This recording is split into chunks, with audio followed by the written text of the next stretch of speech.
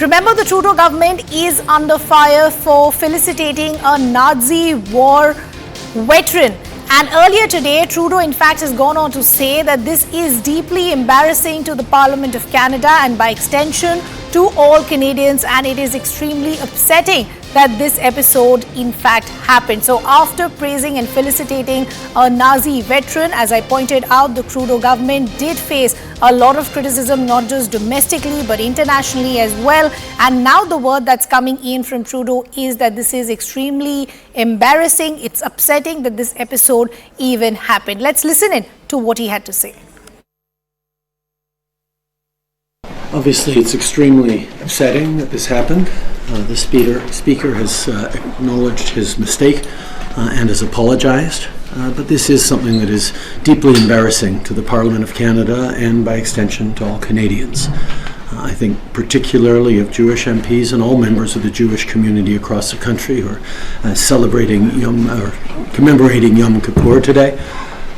I think it's going to be really important that all of us push back against Russian propaganda, Russian disinformation, and continue our steadfast and unequivocal support for Ukraine, as we did last week with announcing further measures to stand with Ukraine in Russia's illegal war against it.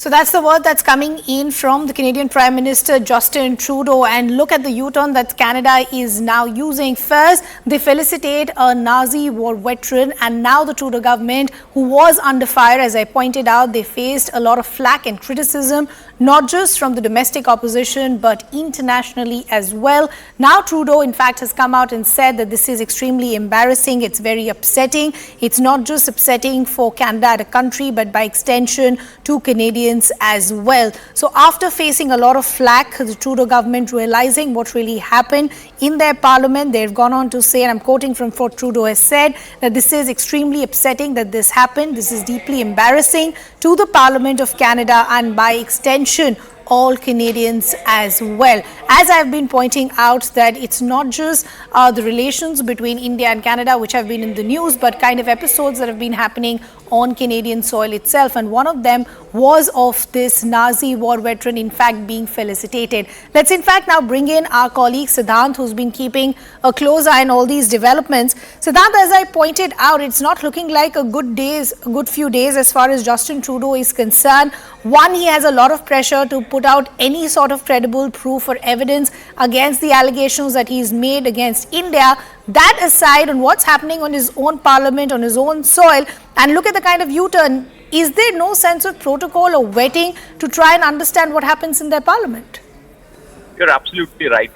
Look, Mr. Trudeau already doesn't have any such legacy, political legacy in Canada. But last 1 week has been proven to be a debacle for him, or perhaps last 15 days since his arrival in India for G20. You know, the jinx is not ready to end around Mr. Trudeau. And also the reason is his diplomatic and political miscalculations. So it all started with his plane couldn't take off and perhaps a free and frank conversation that he had with Prime Minister Modi on the sidelines of G20. Then when he went back to Canada, he came up with this accusation triggering a diplomatic standoff with India. Now this is a fresh row that has erupted, and perhaps his team and his managers are unable to control the situation, because when Zelensky, president of Ukraine, visited House of Commons in Canada, at that time there were a few guests which were invited. Amongst them was one who fought for Hitler in World War II and perhaps is a Nazi. And that has created a lot of row, and again a diplomatic and a political situation for Mr. Trudeau to handle, because in domestic politics his opposition parties are accusing him for his team not doing the proper background check before inviting somebody, and diplomatically speaking, then countries like Poland, the Jew community is affected, and they are also issuing statements. Siddhant, as you're rightly pointing out, the pressure was not just from the domestic opposition but internationally as well, and possibly that has led to this statement that has been issued by the Trudeau government saying that this is an embarrassment we wish did not happen.